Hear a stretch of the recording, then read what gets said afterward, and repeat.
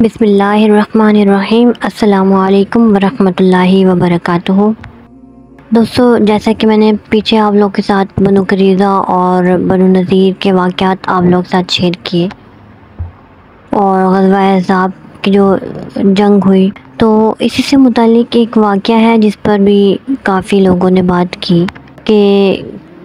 قریظہ کے قیدیوں میں سے ایک یہودی عورت جس کا نام ریحانہ تھا، اس کی نسبت حکم دیا کہ الگ کر لی جائے اور پھر چند روز کے بعد اس کو اپنے حرم میں داخل کر لیا۔ چنانچہ جن مورخین نے لکھا ہے کہ حضور صلی اللہ علیہ وآلہ وسلم لونڈیوں سے بھی متمتع ہوتے تھے، انہوں نے دو مثالیں پیش کی ہیں، ایک یہی ریحانہ اور دوسری ماریہ قبطیہ۔ عیسائی مورخوں نے اس واقعے کو صحیح قرار دے کر نہایت ناگوار صورت میں دکھایا ہے، لیکن ایک مورخ نہایت طعن آمیز الفاظ میں لکھتا ہے کہ بانی اسلام جب 700 مقتولین کی لاشوں کے تڑپنے کا تماشا دیکھ کر چکا تو گھر پر آ کر تفریحاً خاطر کے لیے، تو اس واقعے کو میں آگے بیان نہیں کر سکتی، بہت ہی نازیبا الفاظ استعمال کیے ہوئے ہیں۔ اور آگے ہم لوگ بات کریں، حقیقت یہ ہے کہ سرے سے ہی یہ واقعہ غلط تھا۔ ریحانہ کے حرم میں داخل ہونے کی جس قدر روایتیں ہیں، سب واقدی یا ابن اسحاق سے ماخوذ ہیں، لیکن واقدی نے بتصریح بیان کیا ہے کہ حضور صلی اللہ علیہ وآلہ وسلم نے ان سے نکاح کیا تھا۔ ابن سعد نے واقدی کی جو روایت نقل کی ہے، اس میں خود ریحانہ کے یہ الفاظ نقل کیے ہیں، پھر حضور صلی اللہ علیہ وآلہ وسلم نے مجھ کو آزاد کر دیا اور مجھ سے نکاح کر لیا۔ حافظ ابن حجر نے اصابہ میں محمد بن الحسن کی تاریخ مدینہ سے جو روایت نقل کی ہے، اس کے الفاظ کچھ ایسے ہیں، اور ریحانہ قرظیہ جو حضور صلی اللہ علیہ وسلم کی زوجہ محترمہ تھی، اس مکان میں رہتی تھی۔ حافظ ابن مندہ کی کتاب طبقات الصحابہ تمام محدثین معبد کا ماخذ ہے، اس میں یہ الفاظ ہیں، ریحانہ کو گرفتار کیا اور پھر آزاد کر دیا تو وہ اپنے خاندان میں چلی گئی اور وہیں پردہ نشین ہو کر رہی۔ حافظ ابن حجر اس عبارت کو نقل کر کے لکھتے ہیں، ان کی اس عبارت سے صاف ثابت ہوتا ہے کہ حضور صلی اللہ علیہ وآلہ وسلم نے ان کو آزاد کر دیا تھا اور وہ اپنے خاندان میں جا کر بیویوں کی طرح پردہ نشین ہو کر رہی۔ اور مصنف لکھتے ہیں کہ محقق واقعہ یہی ہے،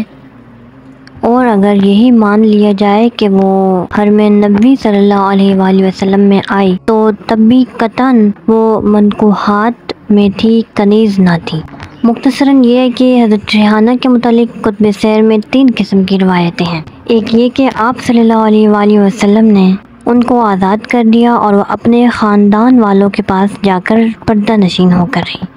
یہ روایت ابن مندہ کی ہے، مگر اس کی تائید میں کوئی دوسری روایت نہیں۔ دوسری قسم کی روایت یہ ہے کہ آپ صلی اللہ علیہ وآلہ وسلم نے ان کو آزاد کر کے مثل دیگر امہات المومنین کے رکھنا چاہا، مگر انہوں نے اس کی غیر معمولی ذمہ داری محسوس کر کے باندی بن کر حضور انور صلی اللہ علیہ وسلم کی خدمت میں رہنا قبول کیا، یہ روایت ابن اسحاق کی ہے۔ تیسری قسم کی روایت یہ ہے کہ حضور صلی اللہ علیہ وآلہ وسلم نے ان کو مختار بنا دیا تو انہوں نے اسلام قبول کر لیا اور آپ صلی اللہ علیہ وآلہ وسلم نے ان کو آزاد کر کے ان سے نکاح کر لیا، یہ روایت واقدی کی ہے۔ ابن سعد نے واقدی سے مختلف سلسلوں سے اسی روایت کو ذکر کیا ہے، اور واقدی نے اسی کو اثبت کہا ہے۔ اسی سال حضور صلی اللہ علیہ وآلہ وسلم نے حضرت زینب سے نکاح کیا۔ نکاح ایک معمولی بات ہے اور اس کی تفصیل ازواج مطہرات کے عنوان میں ہونی چاہیے تھی، لیکن کیونکہ اس واقعے میں ایسے حالات جمع ہو گئے ہیں جنہوں نے مخالفین کے نزدیک اس کو ایک مسئلہ بنا دیا ہے۔ عیسائی مورخوں نے اس واقعے کو نہایت آب و رنگ سے لکھا ہے اور نکتہ چینی کی ہے، تو اس واقعے کو میں بھی آپ لوگوں کے ساتھ تفصیل سے شیئر کروں گی کہ حضور صلی اللہ علیہ وآلہ وسلم نے زید کو، جو آپ کے آزاد کردہ غلام تھے، انہیں بیٹا بنا لیا تھا۔ جب وہ سن بلوغ کو پہنچے تو آپ صلی اللہ علیہ وسلم نے ان کی شادی حضرت زینب سے کرنی چاہی، جو حضور صلی اللہ علیہ وسلم کی حقیقی پھپھیری بہن تھی۔ ان کی ماں امیمہ عبد المطلب کی بیٹی تھی، لیکن چونکہ وہ غلام رہ چکے تھے اس لیے حضرت زینب کو یہ نسبت گوارا نہ تھی۔ حضور صلی اللہ علیہ وآلہ وسلم نے ان کا نکاح اپنے غلام زید سے کر دینا چاہا تو انہوں نے ناپسند کیا، لیکن بالآخر حضور صلی اللہ علیہ وآلہ وسلم کی تعمیل ارشاد کے لحاظ سے راضی ہو گئی۔ تقریباً 1 سال تک حضرت زید کے نکاح میں رہی، لیکن دونوں میں ہمیشہ چکر رنجی رہتی تھی، یہاں تک کہ زید نے حضور صلی اللہ علیہ وآلہ وسلم کی خدمت میں آ کر شکایت کی اور ان کو طلاق دینا چاہا۔ زید حضور صلی اللہ علیہ وآلہ وسلم کی خدمت میں آئے اور عرض کی کہ زینب مجھ سے زبان درازی کرتی ہیں اور میں ان کو طلاق دینا چاہتا ہوں، لیکن حضور صلی اللہ علیہ وآلہ وسلم بار بار ان کو سمجھاتے تھے کہ طلاق نہ دیں۔ قرآن مجید میں ہے، سورۃ الاحزاب کی آیت مبارکہ ہے کہ تم اس شخص سے جس پر خدا نے اور تم نے احسان کیا تھا یہ کہتے تھے کہ اپنی بیوی کو نکاح میں لیے رہو اور خدا سے خوف کرو، لیکن کسی طرح صحبت برآمد نہ ہو سکے اور آخر حضرت زید نے ان کو طلاق دے دی۔ حضرت زینب حضور صلی اللہ علیہ وآلہ وسلم کی بہن تھی اور آپ صلی اللہ علیہ وآلہ وسلم کی تربیت میں پلی تھی۔ آپ صلی اللہ علیہ وآلہ وسلم کے فرمانے سے رشتہ منظور کر لیا تھا جو ان کے نزدیک ان کے خلاف شان تھا، لیکن حضور صلی اللہ علیہ وسلم جو مساوات اسلامی قائم کرنا چاہتے تھے اس میں آزاد غلام کی کوئی تمیز نہ تھی۔ جب وہ متعلقہ ہوگی تو آپ صلی اللہ علیہ وآلہ وسلم نے ان کی دلجوئی کے لیے خود ان سے نکاح کر لینا چاہا، لیکن عرب میں اس وقت تک متبنہ اصلی بیٹے کے برابر سمجھا جاتا تھا، اس لیے عام لوگوں کے خیال سے آپ تعامل فرماتے تھے، لیکن چونکہ یہ محض جاہلیت کی رسم تھی اور اس کا مٹانا مقصود تھا اس لیے یہ آیت بھی نازل ہوئی۔ سورۃ الاحزاب کی ہے کہ اور تم اپنے دل میں وہ بات چھپاتے ہو جس کو خدا ظاہر کر دینے والا، اور تم لوگوں سے ڈرتے ہو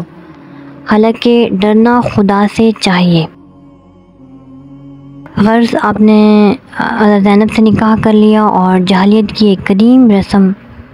کو ختم کیا۔ اس پر منافقوں اور بدگویوں نے بہت طعنے دیے، لیکن امر حق کے اجر میں متان کا اماج کا بننا لازمی ہے۔ تو گائز واقعے کی اصلی اور سادہ سی حقیقت جو میں نے آپ لوگوں کے ساتھ شیئر کی، باقی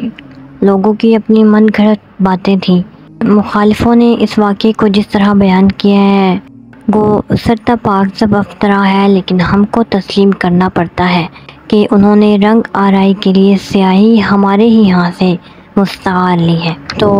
وہ سب واقعات میں آپ لوگ کے ساتھ شیئر نہیں کروں گی، اس ویڈیو کو یہیں پر اینڈ کرتی ہوں۔ باقی اس ویڈیو کے متعلق اپنی رائے کا اظہار مجھے ضرور دیجیے گا، اور جو نیو آئے ہیں چینل پر وہ چینل کو ضرور سبسکرائب کریں اور مجھے سپورٹ کرتے رہیں۔ تھینک یو سو مچ۔ اللہ حافظ۔